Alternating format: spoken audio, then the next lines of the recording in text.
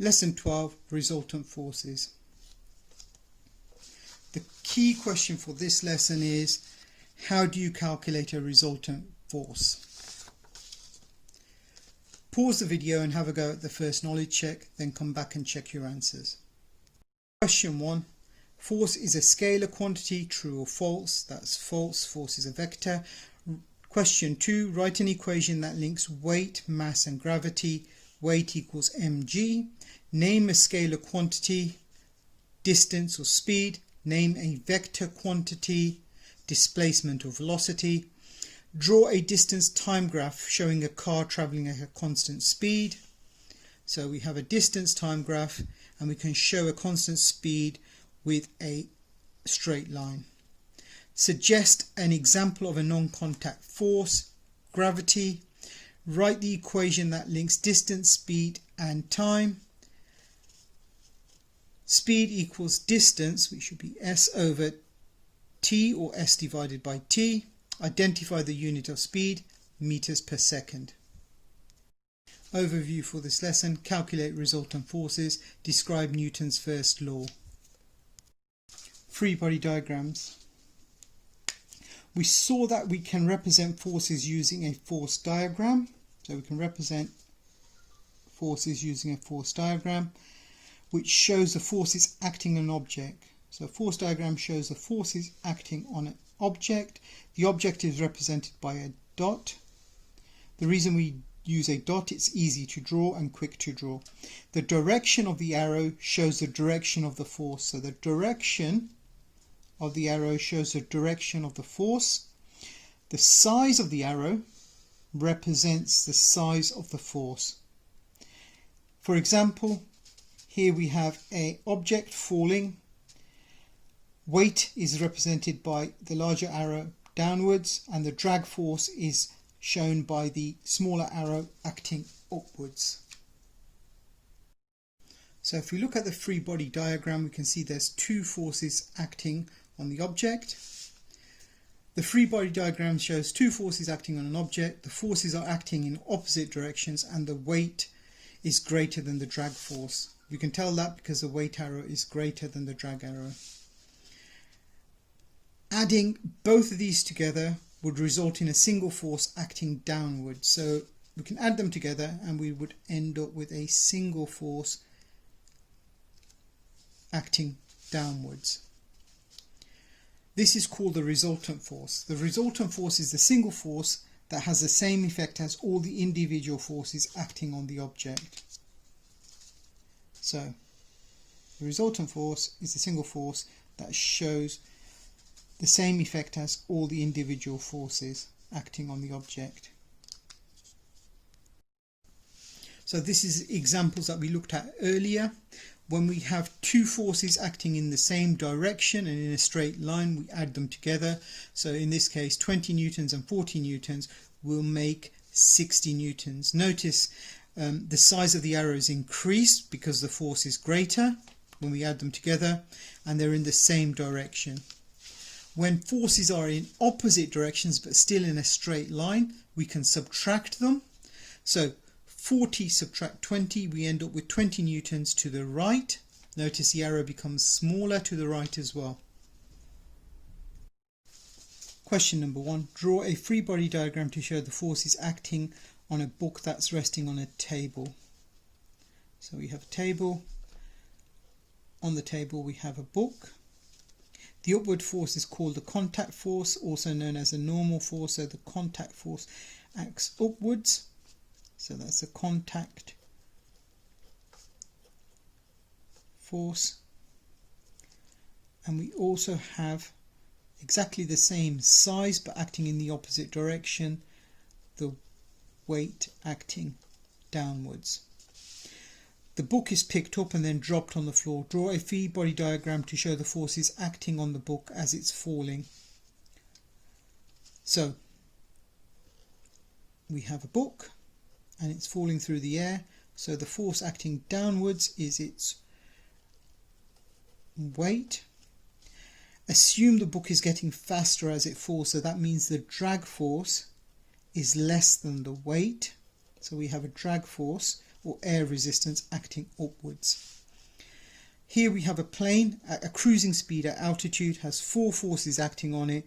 These forces are weight, upthrust, thrust and drag. Draw a free body diagram to show all the forces acting on a plane at constant speed and altitude. So it's constant speed and altitude. So it's not gaining height and it's not going faster. So this is our plane. So the forces in the horizontal and vertical directions must be balanced. As it's not going up thrust must equal the weight, and because it's going at constant speed, the thrust must equal the drag force or air resistance. Question number 4. For each of the above examples, draw the resultant force acting on the object. This will show the direction the force is acting. If there's no force, just draw a dot and 0. So for the very first one, we can draw a dot with 0 newtons. For the second one, the book was falling down, so we can show that as a resultant force acting downwards. And for the last one, the forces were balanced in the horizontal and vertical direction, so that again we have 0 newtons. The plane opposite has 4 forces acting on it. Draw the resultant force acting on the plane below. So we can't see the plane, so I'm just going to draw that in there, and I'm going to draw that in there. I'm going to put the values in. So that's 10,000 newtons. That's 10,000 newtons. Since this is balanced, there's no forces acting in this direction. There's 58,000 newtons in this direction. And there's 12,400 newtons drag force.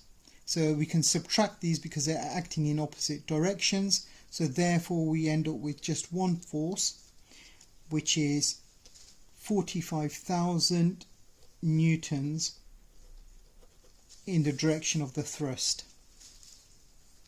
The answer to question 4 part 3 showed that the plane is moving with no resultant force acting. This is a very hard concept for us to accept. Usually when we think there's a force applied to an object, there should be a resultant force. Isaac Newton showed that an object will remain at constant speed or stationary unless another force acts on it. So Isaac Newton showed that an object will remain at constant speed or stationary unless another force acts upon it. We are used to the effect of air resistance on Earth, so we think we have to keep applying a force to make an object move. Because we're on Earth and there is air resistance, objects come to rest.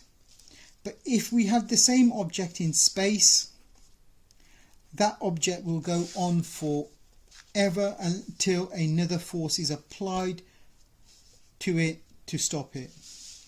Watch the clip and see why this is not the case.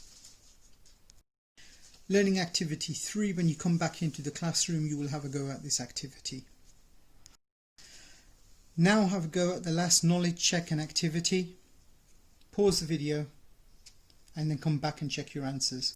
Now let's go through the answers of the knowledge check. Draw a free body diagram for a book on a table. So here's our table, here's our book.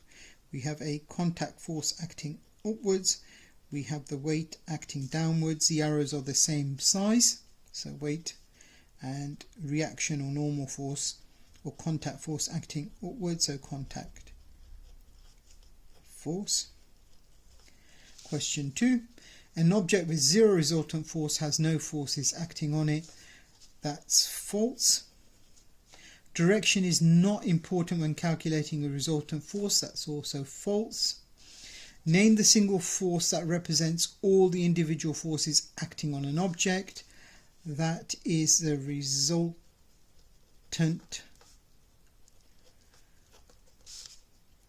force. If a force of 4 Newton acts up and a force of 5 Newton acts down on the same object, what is the resultant force? So we have 4 Newtons acting upwards, 5 Newtons acting downwards. The resultant force is 1 Newton downwards. Describe two possible motions if an object has no forces acting on it. The object can be stationary or moving with constant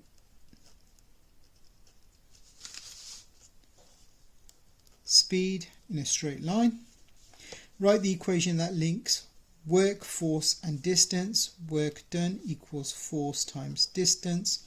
Write the equation that links charge, current and time. Charge equals current times time.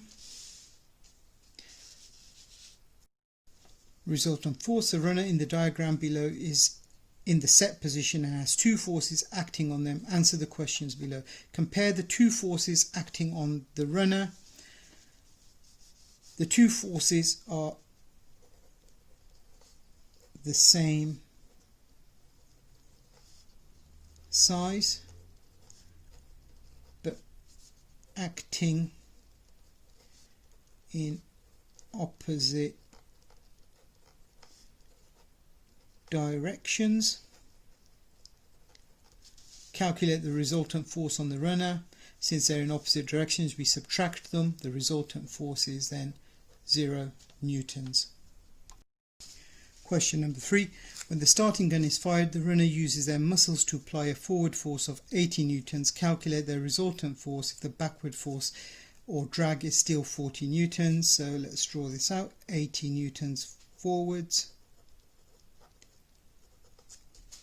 40 newtons to the left.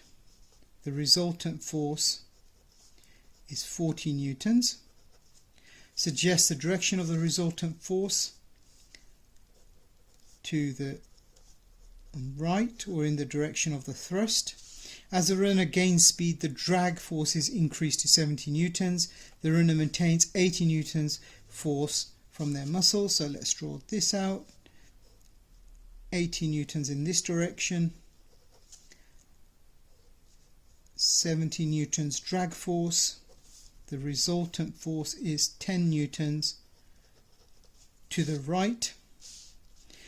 When the runner crosses the finish line, they apply a braking force on the ground. Calculate the resultant force and state its direction. There's no thrust force. There's just a drag force and a braking force. So we can represent these two forces with one force of 110 newtons.